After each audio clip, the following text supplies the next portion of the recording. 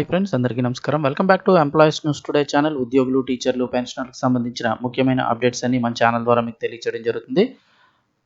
So పెన్షనర్లకు సంబంధించిన విషయంపై ప్రభుత్వం సంబంధించి సుప్రీంకోర్టు అయితే కనుక తీవ్ర అసంతృప్తి వ్యక్తం చేసింది. దానికి సంబంధించిన డీటెయిల్స్ తెలుసుకుందాం. వీడియో పూర్తిగా చూడండి. అలాగే తప్పకుండా ఒక లైక్ చేసి ఛానల్ని సబ్స్క్రైబ్ చేసుకోండి.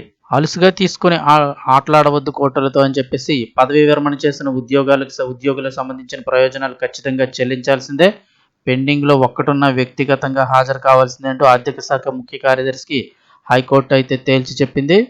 వివిధ ప్రభుత్వ శాఖల్లో పదవీ విరమణ చేసిన ఉద్యోగులకు సంబంధించిన పెన్షన్, జీపీఎఫ్, కమ్యూటేషన్, గ్రాట్యుటీ, ఆర్జిత, అలాగే సరెండర్ లీవ్లు సంబంధించి అలాగే గ్రూప్ ఇన్సూరెన్స్ వంటి ప్రయోజనాలను ఏప్రిల్ 9లోగా చెల్లించాలన్న ఆదేశాలను పూర్తి స్థాయిలో అమలు చేయకపోవడంపై హైకోర్టు అసంతృప్తి వ్యక్తం చేసింది.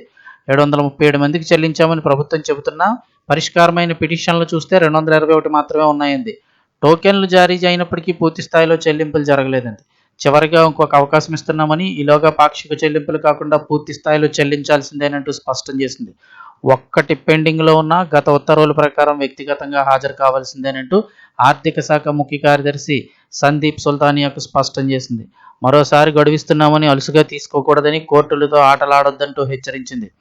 రెగ్యులర్ ఉద్యోగులకు 1 నెల జీతం ఆగినా పట్టించుకోమని, పదవీ విరమణ చేసిన వారికి చెల్లించకపోతే అనుమతించే ప్రసక్తే లేదండి. అదేమీ ప్రభుత్వ సొమ్ము కాదని, వారి సొంత సొమ్మని, పిల్లల చదువులు, వివాహాలు వంటి అవసరాలకు దాచుకున్న నిధి ఉపయోగపడటం లేదండి. ఈ విచారణను జూన్ 10కి వాయిదా వేస్తూ ఆ రోజు ఒక్కో పిటిషనర్కు కూడా సొమ్ము చెల్లించినట్లు పిటిషన్ వారీగా నివేదికలు సమర్పించాలని ఆదేశించింది.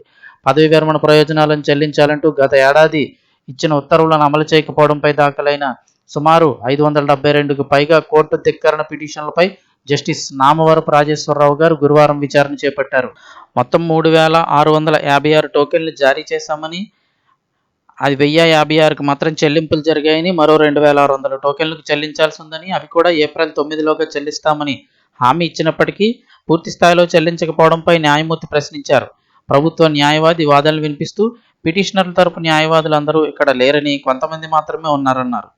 758లో 737 మందికి చెల్లించామని తెలిపారు. దాదాపు 4000 టోకెన్లు క్లియర్ చేశామన్నారు.